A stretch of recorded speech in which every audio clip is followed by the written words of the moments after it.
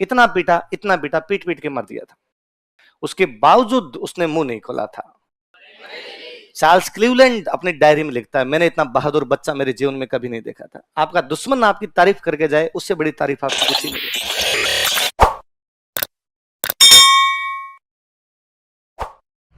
प्रताप सिंह बारठ।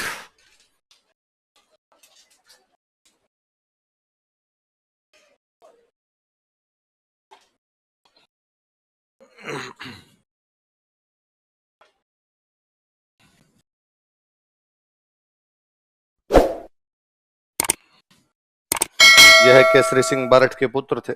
ये वो son of Kesari Singh Barath. यह दिल्ली षड्यंत्र मुकदमे से जुड़े हुए थे। He was involve in Delhi conspiracy case. वहां से फरार हो गए, ये भी नहीं पकड़े गए। कई दिन इधर उधर घूमे, बाद में लोग बनारस में इकट्ठे हुए। किधर इकट्ठे हुए? और इनकी सारे क्रांतिकारियों की प्लानिंग है। गया दिल्ली वाला बम तो ढंग से लगा नहीं। दिल्ली वाला बम तो होर्डिंग को मारना था, लेकिन होर्डिंग तो मरा नहीं। कुछ बड़ा करते हैं, पूरे देश में क्रांति करते हैं, एक साथ क्रांति करते हैं। इस प्रकार के लोग प्लानिंग कर रहे थे। इनमें से कोई एक बंदा पकड़ लिया गया। एक बंदा पकड़ लिया तो उसने बात धीरे धीरे सबके बारे में बता दिया कि ये वहां पर ये चल रहा है, वहां पर ये चल रहा है। तो लगभग सारे लोग गिरफ्तार हो गए थे। तो कौन से मुकदमे में गिरफ्तार हुए? बनारस षड्यंत्र मुकदमा। कौन सा? कि ये लोग बनारस में क्या कर रहे थे? षड्यंत्र, कॉन्स्पिरेसी कर रहे थे बनारस के अंदर। तो उस मुकदमे में गिरफ्तार कर लिया गया। वहां से गिरफ्तार करके इनको लेके आए थे बरेली। कहां पे लेके? बरेली नाम सुना होगा, जहां झुमका गिरा था। नहीं गिरा? अच्छा। तो बरेली लेके आए। बरेली जेल में अंग्रेजों का एक ऑफिसर था। उस ऑफिसर का नाम था चार्ल्स क्लीवलैंड। क्या नाम था? क्या नाम था अंग्रेजों के अफसर का? चार्ल्स क्लीवलैंड नाम करके उनका ऑफिसर हुआ करता था। अच्छा, खूब सारे लोग जब गिरफ्तार किए जाते हैं तो ये पुलिस की स्टाइल ही होती है कि वो उनमें से किसी एक बंदे को पकड़ती है कि तू हमें सारी बात बता दे। किसी एक बंदे को अपनी तरफ करने का प्रयास करती है। ये ठीक वैसा ही है कि कॉलेजों के टाइम में जब पढ़ते तब कोई लड़ाई हो जाती और पुलिस 10 को उठा के ले गई। उनमें से किसी एक को पुलिस वाले जाकर कहते, अरे तुम मास्टर जी के लड़के हो? वो कहता, नहीं नहीं मेरे पापा डॉक्टर का। हाँ हाँ वही डॉक्टर साहब के लड़के हो। बोलो इधर हो। तुम इन लुच्चों के साथ कैसे? इनके तो बाप भी लफंगे और ये भी लफंगे। तुम्हें पता है डॉक्टर साहब का कितना नाम है शहर में? भले पुलिस वाले डॉक्टर साहब को जानते ही नहीं हो। और डॉक्टर साहब को ये पता चल गया कि मेरा बेटा थाने में है, क्या इज्जत रह जाएगी समाज में? और अगले को लगता है हाँ यार पापा की इज्जत तो मिला दी अपन ने। ये सर मैंने कुछ ही नहीं किया था। अरे हमें तो पता है, तू क्यों करेगा? अच्छे परिवार के बच्चे कभी ऐसे काम करते नहीं थे, इन लुच्चों का काम है। हमारे तो ये नहीं समझ में है, तू इनके चक्कर में आया कैसे? छोड़ लो भाई, नाम काट दो, नाम इसका नाम काटो ना, डॉक्टर साहब के बेटे का नाम काट दो, चाय मंगवा लो इसके लिए। तो बंदा कूल हो जाता। बंदे को लगता है यार पुलिस वाले कितना सपोर्ट कर रहे हैं कि अब हमें तो बताइए, तू तो कुछ ही नहीं कर रहा, पर देख कानून को तो काम करना ही पड़ेगा। मारपीट तो हुई है तो तू तो बता दे ना मिस किसने क्या क्या किया था। वो बता देता है। इसने ये किया था, इसने ये किया था, इसने ये किया था। तो चार्ल्स क्लीवलैंड जब आया, खूब सारे लड़के बिठाए हुए।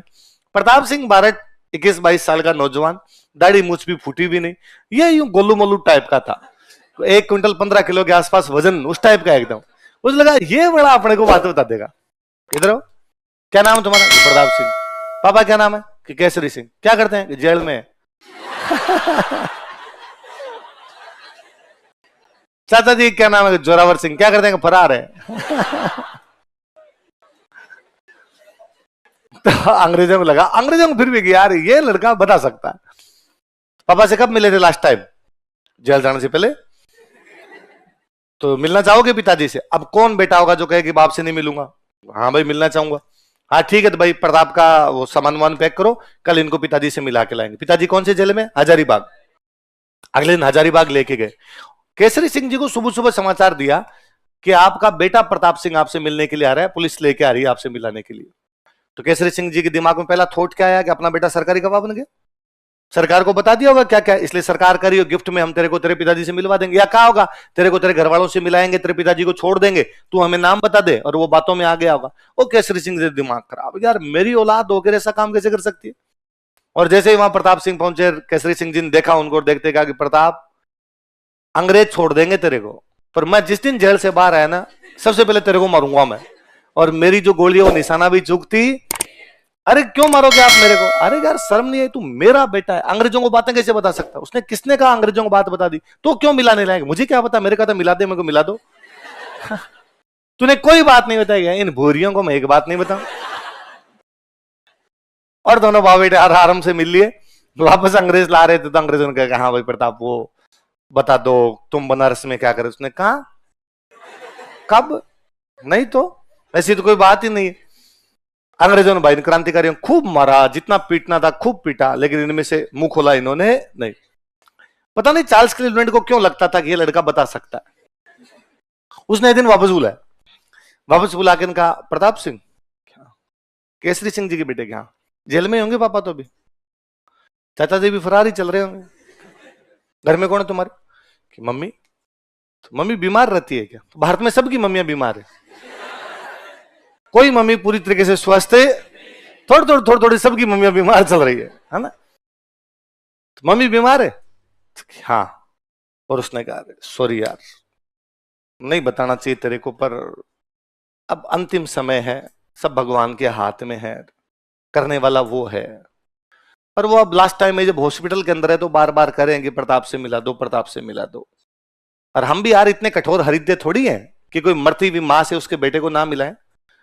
और हमने केस की छानबीन भी कर ली, हमें पता चला कि तेरा इसके अंदर कोई भी कसूर है तो हम छोड़ रहे हैं तेरे को। ले आओ भाई प्रताप का सामान वामान ले आओ, वो कागज रिलीज वाले कागज तैयार कर लो, इसको छोड़ना है आप जेल से और तुम जल्दी जाओ, हो सकता है तुम्हारे जाने से तुम्हारी मम्मी ठीक हो जाए। भगवान चमत्कार करता है, चमत्कार सब जगह होते हैं। हर बेटा यही चाहेगा ना कि माँ से तो मिल ले। तो उसने भी यही कहा कि हाँ सर मम्मी से मिला दो। अरे अरे हाँ हम तो भेज रहे हैं तेरे को, वो छोड़ ही रहे हैं, ले आओ ले आओ बच्चा, चाय चाय भी ले आओ, प्रताप के लिए चाय लिया। आराम से जुटे यूं कागज वागज करके तैयार किए। फिर कहा तेरे को तो छोड़ ही रहे हैं, तू तो ये तो बता जा यार जाता जाता कि इनमें से बाकी कौन कौन थे। प्रताप सिंह पहले पीछे बैठे थे, यूं आगे आए तो उसको लगा अब ये पूरा बताएगा, कई देर उसकी तरफ देखा, फिर कहा फ्लावर समझा गया। प्रताप सिंह अपनी मां के आंखों के आंसू पहुंचने के लिए बाकी देशवासियों की माताओं की आंखों में आंसू, इतना पीटा पीट पीट के मर दिया था। उसमें 1 क्विंटल से अधिक वजन था, लास्ट में शायद 32 किलो वजन रह गया था उसमें। बिजली के करंट लगाए थे उसके बावजूद उसने मुंह नहीं खोला था। वो हमारा महानतम क्रांतिकारी कौन है? कौन सी जेल में?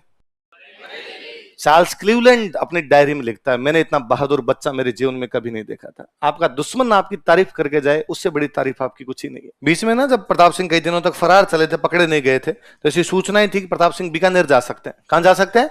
बीकानेर। अंग्रेजों की राजाओं के साथ में संधियां थी, अंग्रेजों राजा का कि भाई बीकानेर आ सकते हैं, ध्यान रखना। तो बीकानेर सरकार ने एक ऑर्डर जारी कर दिया कि प्रताप सिंह के बीकानेर आने पर क्या लगाया जाता है? प्रतिबंध। भारत के एक बहुत महानतम क्रांतिकारी हुए रास बिहारी बोस। कौन हुए थे?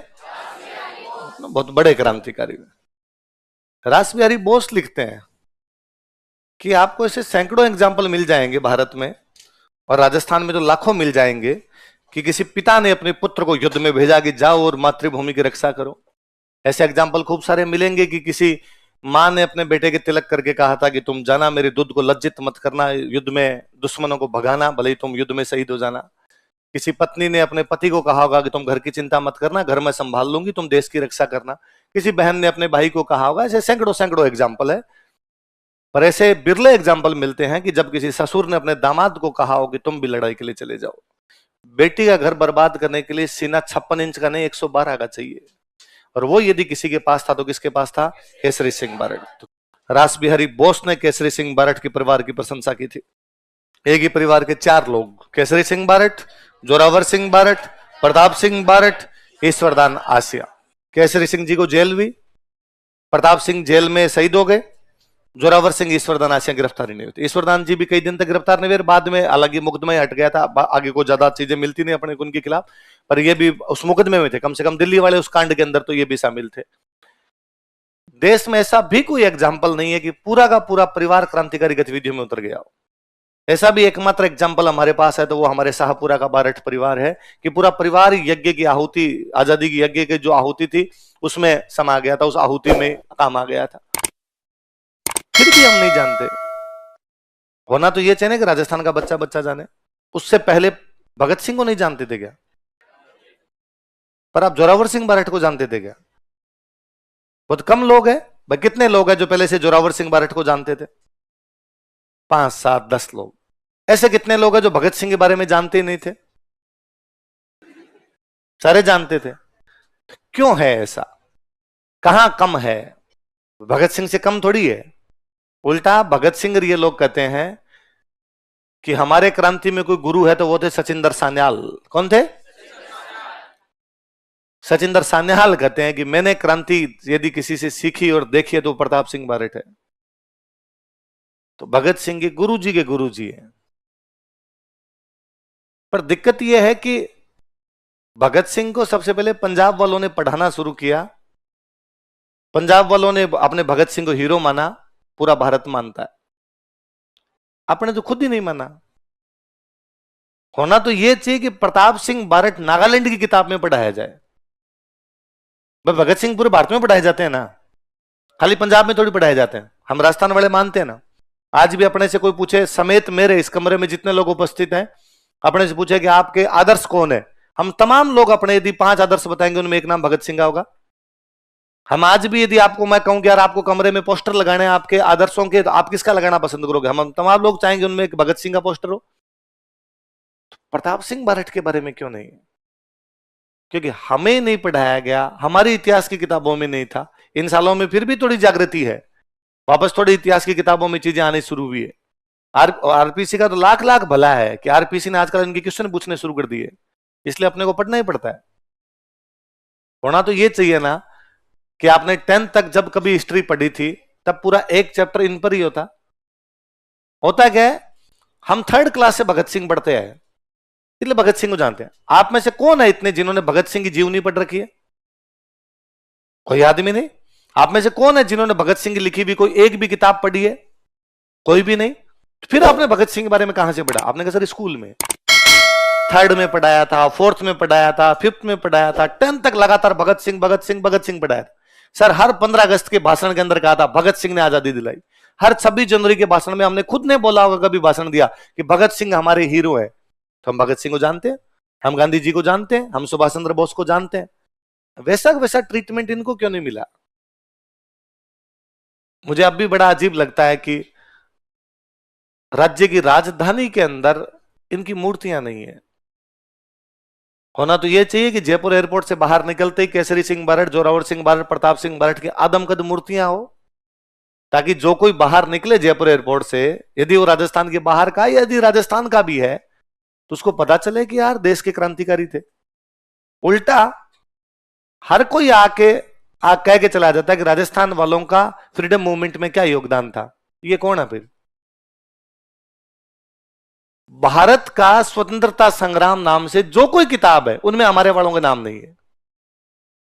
पर उसके लिए सबसे पहले हमें खुद बात करनी होती है, हमें खुद पढ़ना होता है, हमें खुद जयंतियां मनानी होती है, हमें खुद भाषणों में बोलना होता है। हम और तो क्या कर पाएंगे? जैसा सरकार करे वैसा हो भाई। और सरकारें सरक सरक के काम करती है, तो कभी उनके दिमाग में आएगा उस दिन पूरे चैप्टर डाले जाएंगे। पर तुम करना, तुम एसडीएम लगोगे, तुम कहीं की डिप्टी बनोगे, तुम आरएस बनोगे, तुम अच्छी पोस्ट पर पहुंचोगे, तुम्हें लोग कार्यक्रमों में बुलाएंगे, तुम्हें 15 अगस्त के कार्यक्रम में बुलाया जाएगा, 26 जनवरी के कार्यक्रमों में, कोई एनुअल फंक्शन के अंदर बुलाएंगे, तुम भाषण दोगे। तुम कहना हमेशा उन भाषणों में कि देश के सबसे बड़े क्रांतिकारी ये थे, बाकियों के नाम बाद लेना। आप जब लेना शुरू करोगे, आपको देख के 10 लोग सीखेंगे, आप लोगों के आदर्श बनोगे। बच्चों को ये लगेगा कि यार ये जो एसडीएम सर लगे हुए इन्होंने प्रताप सिंह बारट का नाम लिया। कोई बच्चा तो घर पे जाके पढ़ेगा, वो तो प्रताप सिंह के बारे में और जानेगा, वो तो जोरावर सिंह के बारे में और बातें जान पाएगा। इसलिए तुम ध्यान रखना, तुमसे जब बात की जाए, तुमसे कभी कहीं कहा जाए, तुम कभी कहीं पे लिखो तो इनके बारे में लिखना। धीरे धीरे चीजें बदलेगी। जिस दिन बदलेगी उस दिन हम देखेंगे। मुझे तो और बड़ा लगता है कि प्रताप सिंह बारट की मम्मी का नाम था माणिक्य कंवर। क्या नाम था?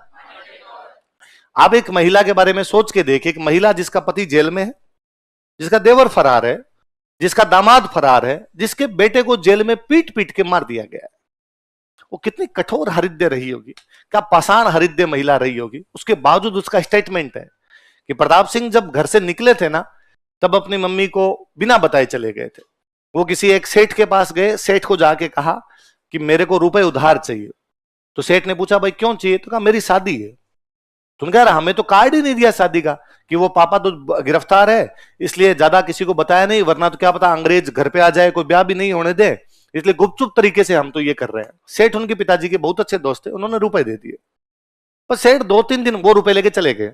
2-3 दिन बाद सेठ उनके घर पे उनकी मम्मी को उलाहना देने के लिए कि घर में ऐसी कोई बात थी तो मुझे तो बताते, रुपए की क्या आवश्यकता थी, और भी रुपए चेत ले लो। तो उनकी मां ने कहा रुपए किस लिए, हरे के प्रताप की शादी थी, नहीं बुलाओ कोई बात नहीं है, पर सुख दुख में कोई बात तो बताओ, मैं आपके परिवार का हमेशा सहयोगी रहूं। कब प्रताप की शादी, नहीं तो अरे वो मेरे से 2 दिन पहले रुपए लेके गया। तो उनकी मां का स्टेटमेंट है कि प्रताप तेरी मां इतनी कमजोर थोड़ी थी, यदि तू बता देता कि अंग्रेजों से लड़ने जा रहा हूं तो कौन सा मैं जाने नहीं देती, तो तुम झूठ बोल के चला गया, मेरे को बिना बताए चला गया, या तू मुझे बता के नहीं गया कि ऐसा कुछ काम करना है। कालांतर में जब अंग्रेज उनके घर को नीलाम करने के लिए आए थे, कि अंग्रेजों ने कहा था क्रांतिकारियों के जो भी घर होते थे ना उनको बाद में वो जब्त कर लिया करते। अभी भी आप सुनते हो ना कि सरकार ने बुलडोजर चला दिए अपराधियों के घरों पर, तो ये पहले से इस अंग्रेजों के टाइम में भी ऐसा होता था। तो अंग्रेज जब आए तो अंग्रेजों में थे कौन, थे तो इंडियन ही सारे के सारे। जो पुलिस ऑफिसर था वो इंडियन था। उसने आके उनकी मदर को कहा, माणिक्य कंवर को कहा कि देखो सरकार का ऑर्डर है, घर तो खाली करना पड़ेगा, इस पे सरकार कब्जा करेगी, मैं आपके प्रति थोड़ी सिंपैथी रखता हूं, बुरा समय शुरू होगा, आपके पति घर पे नहीं है, आपका देवर घर पे नहीं है, आपका बेटा घर पे नहीं है, आपका दामाद घर पे नहीं है, रिश्तेदार आपको रखेंगे नहीं, क्योंकि जो रिश्तेदार आपको अपने घर पे रखेगा पुलिस उसको गिरफ्तार कर लेगी। इसलिए सोना चांदी गहना गांठा यदि इधर उधर रखा हुआ है तो बांध लो, रुपए टक्के पैसे हैं जो भी बांध लो, मैं आपको समय देता हूं, रुपए लेके निकल लो अपने यहां से। उनके मदर का स्टेटमेंट है कि नहीं, धन सोना चांदी नहीं चाहिए। मेरे ससुर जी ने, मतलब केसरी सिंह बारेट के फादर थे कृष्ण सिंह बारेट, उन्होंने खूब सारी किताबें लिखी थी, वो हमारे बेसमेंट में खूब सारी किताबें पढ़ी है, आप टाइम दो तो मैं सारी किताबें बांध लूं क्या, ये दोबारा नहीं लिखी जाएगी, रुपए धन पैसे तो कमा लेंगे। जिनकी माएँ किताबों से प्यार करती है उनके प्रताप सिंह पैदा होते हैं।